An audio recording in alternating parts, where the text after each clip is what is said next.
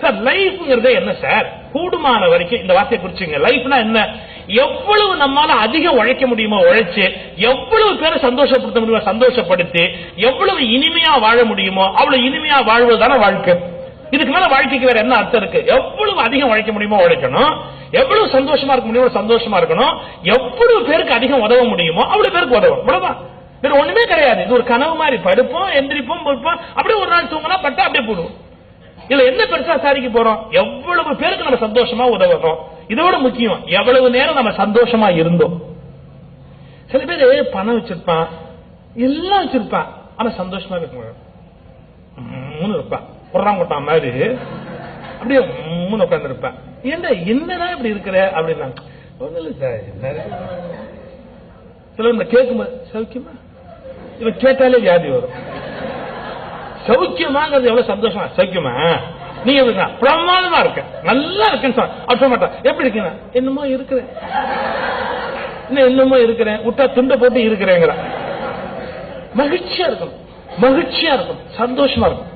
Sir லாபம் வரலாம், நஷ்டம் வரலாம், கஷ்டம் வரலாம், சில விஷயம் ஏமாந்து கூட போலாம். அந்த உலகத்துல சில சமயத்துல நிறைய பணம் கிடைக்கலாம், சில சமயத்துல நல்ல நண்பர்கள் கிடைக்கலாம், சில சமயத்துல நல்ல உறவுகள் கிடைக்கலாம், சில சமயம் கிடைக்காம கூட போலாம். இப்ப எது வேணாலும் இந்த உலகத்தில் நடக்கலாம். நான் ஒரே அளவுகோல், என்ன கிடைச்சாலும் கிடைக்காட்டி மகிழ்ச்சியா இருக்கும். நான் ஏன் சொல்ல தெரியுங்களா? சைக்காலஜில ஒரு அற்புதமான விஷயம் சொல்றான். எல்லாம் கிடைத்தால் நீ எப்படி இருப்பாயோ, உனக்கு வேண்டிய எல்லாம் கிடைத்தால் நீ எப்படி இருப்பாயோ அப்படி இருக்க பழகினால் எல்லாம் உனக்கு கிடைக்கும். இது ஒரு ஆச்சரியமான சயின்ஸ். கிடைச்சிட்டா நீங்க எப்படி இருப்பீங்களோ பாருங்க, கிடைச்சிட்டா எப்படி இருப்பீங்களோ அப்படி இருந்துட்டா கிடைக்கும்.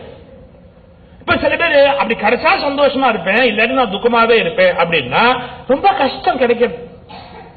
இது பல பேருக்கு புரிய மாட்டேங்குது. பச்சையா நான் சொன்ன காலேஜில் பேசும்போது, உன் காதலியை பார்த்துட்டா நீ எவ்வளவு சந்தோஷமா இருப்பியோ அவ்வளவு சந்தோஷமா இருந்துட்டா அன்னைக்கு உன் காதலியை பார்த்துடலாம். அப்புறம் நீ சந்தோஷமா இருப்பியா இல்லையான்னு எனக்கு தெரியாது. ஆனா நீ பார்த்தா என்ன மகிழ்ச்சியா இருப்பியோ அந்த மகிழ்ச்சிக்கு நீ போயிட்டேன்னா ஃப்ரீக்வன்சின்னு பேர். இந்த ஃப்ரீக்வன்சி என்ன பண்ணும்? எது இருந்தா நீ மகிழ்ச்சியா இருப்பியோ அதுக்கு வந்துட்ட உடனே அதை செட் பண்ணிடும். பிரபஞ்சம் ஒரு ஆச்சரியமான விஷயம். அதுல ஒரு ப்ரோக்ராம் நடந்துகிட்டே இருக்கு, அது ஒரு மாதிரி நடந்துகிட்டே இருக்கும். எது நடந்தா நீங்க சந்தோஷமா இருப்பீங்களோ அந்த மூமெண்ட்டுக்கு போயிட்டீங்கன்னா, அந்த மூடுக்கு போயிட்டீங்கன்னா அது நடக்க ஆரம்பிக்கும். சோ நீங்க மகிழ்ச்சியா இருக்கும். நான் ஒரு வார்த்தை புத்தகத்தில் எழுதியிருந்தேன். இந்த கோயிலுக்கு போனா எனக்கு சாமி கும்பிட்டா நிம்மதியா இருக்கும், அந்த கோயிலுக்கு போனா சாமி நிம்மதியா இருக்கும் சொல்றாங்க. நான் புதுசா ஒரு தேதி சொல்றேன். 24 மணி நேரமும் சந்தோஷமா இருக்க முடியும்னு நீ முடிவு பண்ணிட்டா, 24 மணி நேரமும் நீ சந்தோஷமா இருக்கும் முடிவு பண்ணிட்டா, நீ போறதுக்கு உலகத்துல கோயிலே இல்லை. ஏன்? நீயே கோயில் ஆயிட்டப்பா, இனிமே நீ போறதுக்கு என்ன இடம் இருக்கு? 24 மணி நேரமும் மகிழ்ச்சியா இருக்க முடியும் என்றால் நீ இருக்கும் இடத்தை நீ கோயிலாக ஆக்கிவிட்டாய் என்று பொருள். Be happy, be happy. லைஃப்ல நம்ம சில முயற்சி பண்ணணும், முயற்சி பண்ணிக்கிட்டே இருக்கணும். நம்ம முயற்சி பண்ணும்போது இப்ப நீங்க என்ன பெர்ஃபார்ம் பண்ணா கூட இன்னும் 2 கிளைண்ட்ஸ் கொண்டு வந்திருக்கலாம், இல்ல இன்னும் கொஞ்சம் வேகமா 1 மந்த்ல முடிச்சத ஒரு 15 டேஸ்ல முடிச்சிருக்கலாம். 3 மந்த்ஸ்ல நம்ம ஒரு கொண்டு வந்த அந்த ரிசல்ட் வந்து 1 மந்த்லயே கொண்டு வந்தா இன்னும் கொஞ்சம் பெனிஃபிட் இருக்கும். இப்படி தோணும், இப்படி இருந்திருந்தா நல்லா இருந்திருக்கும். அதை யாராவது குறை கூட சொல்லுவாங்க, நீ சரியா பாடுபடல, நீ சரியா முயற்சி எடுக்கல, நீ இன்னும் கொஞ்சம் இனிஷியேட்டிவ் எடுத்திருந்தா நடந்திருக்கும். நம்ம ஃபேமிலியில கூட யாராவது கிரிட்டிசைஸ் பண்ணலாம், நீ கொஞ்சம் சோம்பேறி இப்படி ஏதாவது சொல்லலாம். நான் ஒரு வார்த்தை சொல்றேன், நம்மள இன்னும் கொஞ்சம் நீ உழைக்கலாம், இன்னும் கொஞ்சம் முன்னேறலாம் யாராவது சஜஸ்ட் பண்ணா கோவப்படக்கூடாது. இப்போ நான் நிறைய பேசியிருக்கேன், நிறைய மேடைகள், நிறைய நாடுகள், நிறைய போய் பேசியிருக்கேன். என்ன வந்து கல்கிங்கிற பத்திரிகையில ஒரு தடவை இன்டர்வியூ பண்ணாங்க. அவங்க ஒரு கேள்வி கேட்டாங்க. என்ன கேட்டாங்க? நீங்க எவ்வளவு பேசி இருக்கிறீங்க, என்னுடைய சில பேச்சு அப்படியே ரெக்கார்ட் ஆகி புக்கா வந்திருக்கு. சில இடங்கள் அப்படி பேசுவேன், ஆரம்பிச்சதுல இருந்து 2 hours அப்படியே பேசுறது அப்படியே ரெக்கார்ட் பண்ணி அப்படியே புக்கா போடலாம். அந்த மாதிரியும் வந்திருக்கு. அவங்க கேட்கறாங்க, நீங்க பேசின பேச்சிலேயே உங்களுக்கு பிடிச்ச மிகச்சிறந்த பேச்சு எது அப்படின்னு ஒரு கேள்வி கேட்கறாங்க. மிகச்சிறந்த பேச்சு எது அப்படின்னு கேட்கறாங்க. ஒரு செகண்ட் கூட நான் யோசிக்காம சொன்னேன், நீங்கள் இதுவரை பேசிய பேச்சுக்களிலேயே உங்களுடைய சிறந்த பேச்சு எது? என் பதில் தெரியுமா? என்னுடைய அடுத்த பேச்சு. என்னுடைய அடுத்த பேச்சு. என்ன யாராவது வீழ்த்த முடியுமா? ஏன்னா நான் என்ன பேசினாலும் இதை விட என்னுடைய அடுத்த பேச்சு நல்லா இருக்குன்ற எண்ணத்தோட நான் போயிட்டே இருந்தா என் முன்னேற்றத்தை கடவுளால் கூட தடுக்க முடியாது. நான் ஏற்கனவே பேசி கிழிச்சுட்டேன், வெட்டி முடிச்சுட்டேன் அப்படின்னா அடுத்த பேச்சு இறங்கிடும் இல்லையா? நான் ஏற்கனவே செஞ்சுட்டேன் அப்படி தாட் வந்துருச்சுன்னா நான் அடுத்ததுல சரிக்கிடுவேன், கீழே போயிடுவேன். நான் இதை விட நல்லா பெர்ஃபார்ம் பண்ண முடியுமே, இதை விட இன்னும் பிரமாதம் பண்ண முடியுமே அப்படின்னு போயிட்டே இருப்பேன். என்னோட முன்னேற்றத்தை யார் தடுக்க முடியும்? தடுக்க முடியாது. அப்ப நீங்க எது செஞ்சுட்டாலும் நான் தான் ஏற்கனவே செஞ்சுட்டேன்னு திருப்தி அடையாதீங்க. இன்னும் என்னால என்ன செய்ய முடியும்? அதுக்கு நான் ஒரு சூத்திரம் சொல்றது உடைய புத்தகத்தில் எழுதியிருக்கிறேன். இன்னும் கொஞ்சம் முன்னேறு. இப்ப நீ என்னவா இருக்கிறியோ அதுல இன்னும் ஒரு ஸ்டெப் முன்னாடி வாய. ஒரு ஸ்டெப், பெரிய கஷ்டம் இல்ல. இன்னும் கொஞ்சம் முன்னேறு, இன்னும் கொஞ்சம் முன்னேறு. காலையில 7 மணிக்கு எந்திரிப்பியா? 6:30க்கு எந்திரி. 6:30க்கு எந்திரிப்பியா? 6க்கு எந்திரி. நீ ஒரு நாளைக்கு ஒரு 8 மணி நேரம் வெளியில போய் கிளைண்ட்ஸ பாப்பியா? அதுக்கு பதிலா 8 மணி நேரம் பாரு. இப்ப ஒரு மாசத்துல ஒரு 3 நீ முடிப்பியா? ஒரு 4 முடி. ஏன் என்ன முடியுமோ அதுக்கு மேல இன்னும் கொஞ்சம் ட்ரை பண்ணா என்ன? இன்னும் கொஞ்சம் முன்னேறு. நம்மள யாராவது இன்னும் கொஞ்சம் முன்னேறுன்னு சொன்னா நமக்கு அவங்க குறை சொல்றாங்கன்னு பொருள் இல்ல. குறை சொல்றதா முதல்ல தோணும். ஆனா நான் ஒன்னு சொல்லட்டுமா, நம்மை பாராட்டுகிறவர்களை விட குறை சொல்லுவவர்கள் தான் நம்மை அதிகம் வளர்க்க முடியும் என்பதை முதல்ல புரிஞ்சுக்கணும். பாராட்டினோன்னு நம்ம அப்படியே அதோட முடிச்சிருவோம் லைஃப். யாரா குறை சொன்னா இதுக்கு மேல நான் என்ன ப்ரூவ் பண்ணி காட்டுறேன். சோ குறை சொல்றவங்க சந்தோஷமா வரவேற்கணும், அதுக்கு வருத்தப்படவே கூடாது. கணவன் உட்கார்ந்துருக்கான், ஒரு மனைவி பரிமாறுறாங்க. இன்னும் இந்த அதிர்ஷ்டம் எல்லாம் இந்தியாவில இருக்கு. இன்னொரு 5 வருஷம் இருக்கும். அதுக்கப்புறம் வர்றவெல்லாம் பாவம். இன்னொருத்தர் சமைச்சு போட்டு சாப்பிடுற அதிர்ஷ்டம்லாம் எவனுக்குமே இருக்காது. நாங்க எல்லாமே சின்ன வயசுல இருக்கும் போது அம்மியில சட்னி இருப்பாங்க. ஐயோ என்னமா இருக்கு தெரியுமா? இப்ப எல்லாம் அம்மி சட்னியே எந்த வீட்டுமே கிடைக்காது. அம்மா சட்னியே கிடைக்காது. அம்மானா சொந்த அம்மா நீங்க தப்பா சொல்லாதீங்க. அம்மி சட்னி, அம்மியில அரைக்கும் போது சட்னி பிரமாதமா இருக்கும். அதுவும் பெண்கள் கோபத்தோடு அரைக்கும் போது ரொம்ப பிரமாதமா இருக்கும். போட்டு தட்டி அது மிக்சில எல்லாம் அந்த டேஸ்ட் இருக்காது. இப்ப யாராவது அம்மியில அரைக்கணும்னு பொண்டாட்டி சொன்னாலும் வச்சுங்க, அம்மியில எதை வச்சு அரைப்பாங்கன்னு தெரியாது. ஒரு 5 வருஷத்துக்கு இப்ப இருக்கும். இன்னொரு 5 வருஷம் இந்த மனைவி டைனிங் டேபிள்ல புடிச்ச உட்காந்து சாப்பிட்டுருவோம். மனைவி பரிமாறுவா. இதெல்லாம் டிவில கூட காட்டுறான். புடிச்ச உட்காந்து மனைவி பரிமாறுற மாதிரி சீன் எல்லாம் காட்டுறான் பாருங்க. மறந்து விடக்கூடாதுங்கிறதுக்காக இன்னும் காட்டிக்கிட்டே இருக்கான் பாருங்க. அந்த மாதிரி ஒரு காட்சியை கற்பனை பண்ணுங்க. புருஷன் அப்படி சாதம் குழம்பு போட்டு பிசைஞ்சு அப்படி சாப்பிட்டுட்டு ஒரு வார்த்தை சொல்றான். குழம்பு வாயில வைக்க விளங்குற எவனும் சொல்ல மாட்டான். மறுநாள் கிடைக்கணும்ன்ற பயத்துல எவனும் சொல்லாம தான் இருப்பான்.